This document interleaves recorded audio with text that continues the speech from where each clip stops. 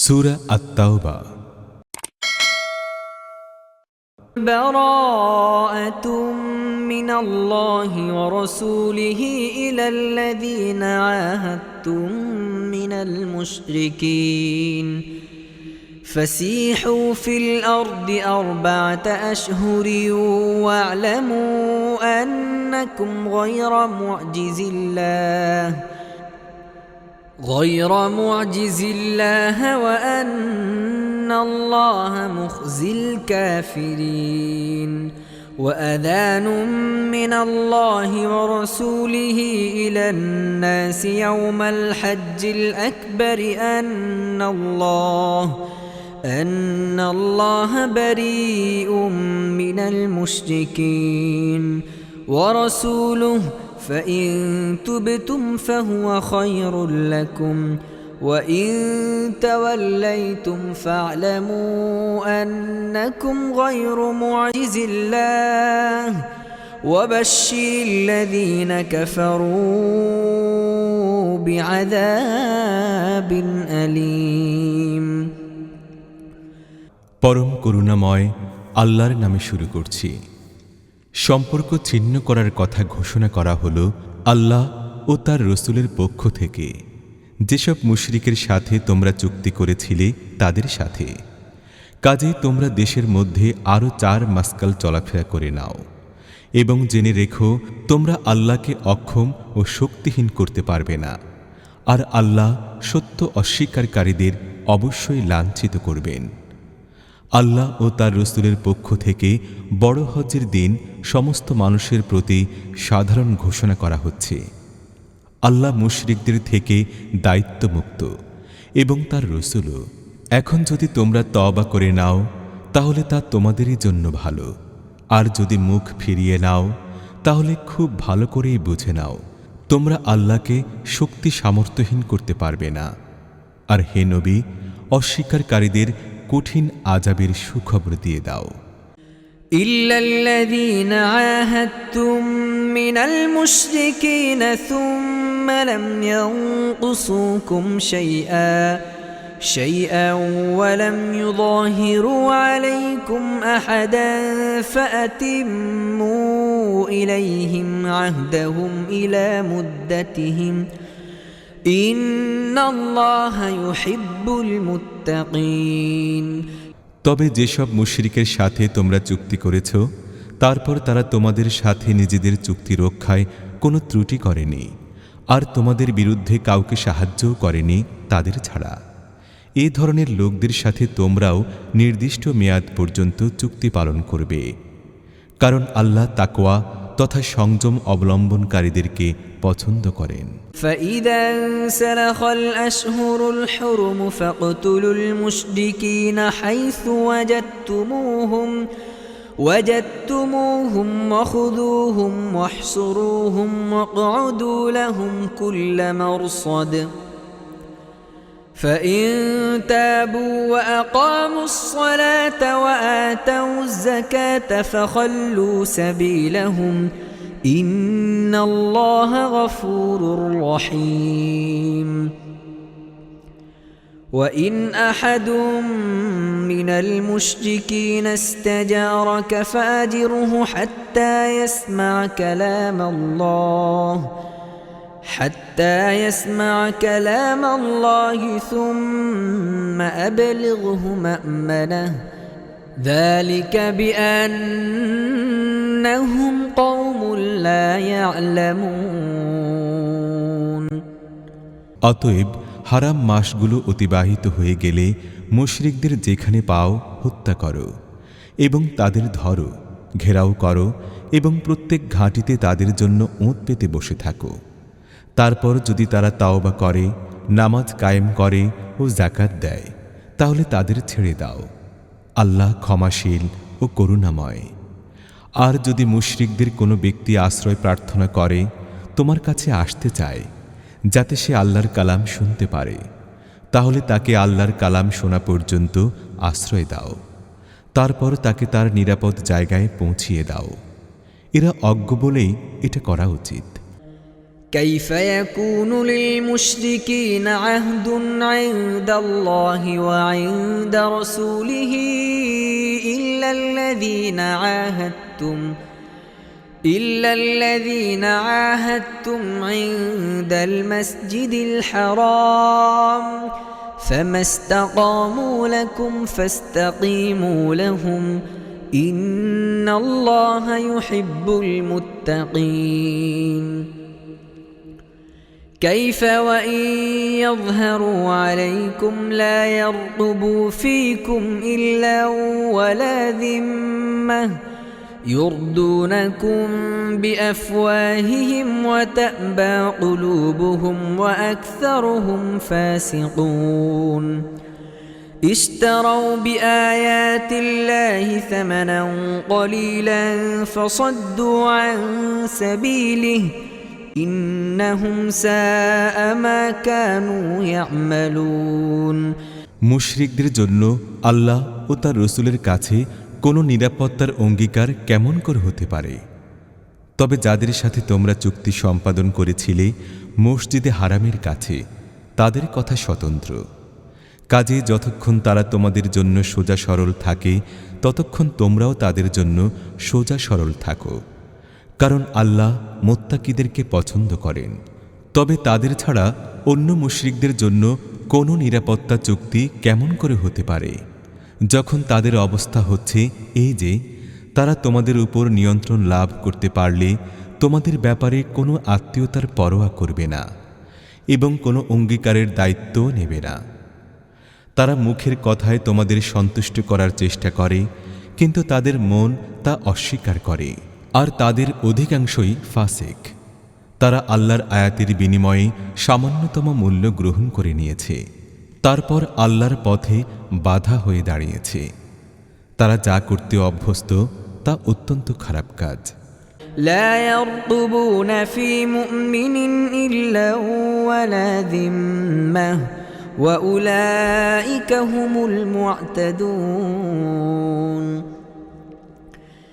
فإن تابوا وأقاموا الصلاة وآتوا الزكاة فإخوانكم في الدين ونفصل الآيات لقوم يعلمون وإن نكثوا أيمانهم من بعد عهدهم وطعنوا في دينكم فقاتلوا أئمة الكفر إنهم لا أيمان لهم لعلهم ينتهون কোনো মুমিনের ব্যাপারে তারা না আত্মীয়তার মর্যাদা রক্ষা করে আর না কোনো অঙ্গীকারের ধার ধারে।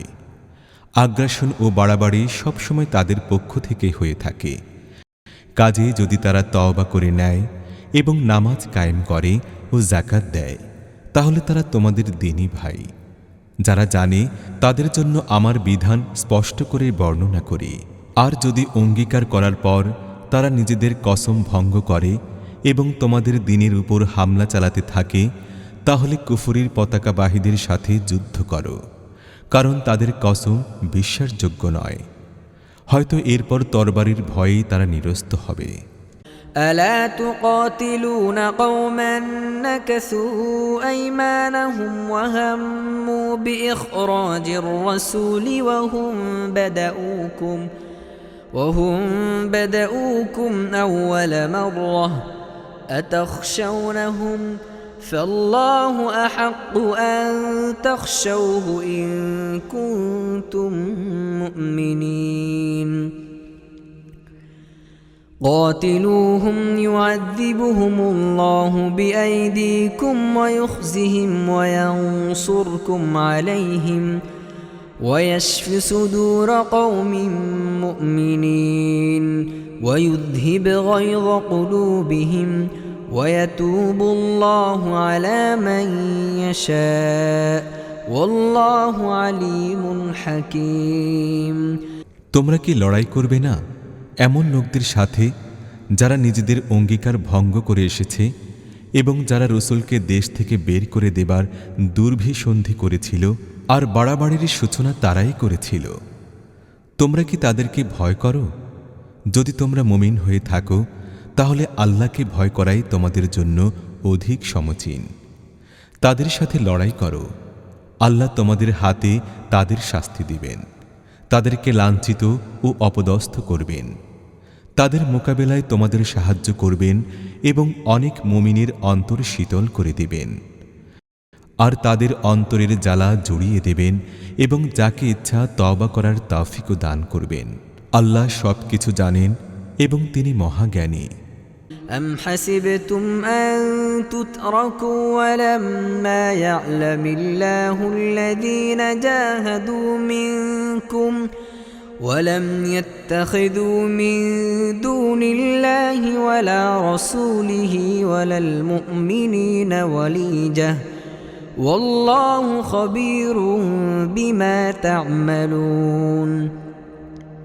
তোমরা কি এই কথা মনে করে রেখেছ যে তোমাদের এমনি ছেড়ে দেয়া হবে, অথচ আল্লাহ এখনো দেখেননি তোমাদের মধ্য থেকে কারা তার পথে সর্বাত্মক প্রচেষ্টা চালালো এবং আল্লাহ, রসুল ও মুমিনদের ছাড়া কাউকে অন্তরঙ্গ বন্ধুরূপে গ্রহণ করল না। তোমরা যা কিছু করো আল্লাহ তা জানেন।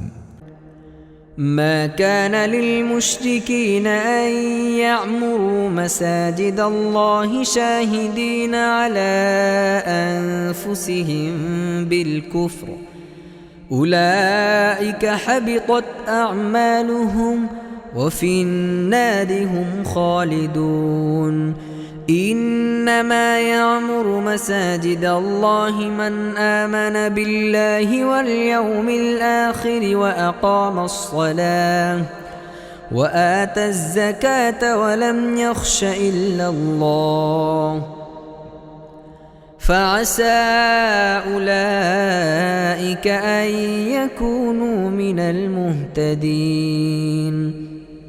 মুশরিকরা যখন নিজেরাই নিজেদের কুফরির সাক্ষ্য দিচ্ছে তখন আল্লাহর মসজিদ সমূহের রক্ষণাবেক্ষণকারী ও খাদেম হওয়া তাদের কাজ নয়।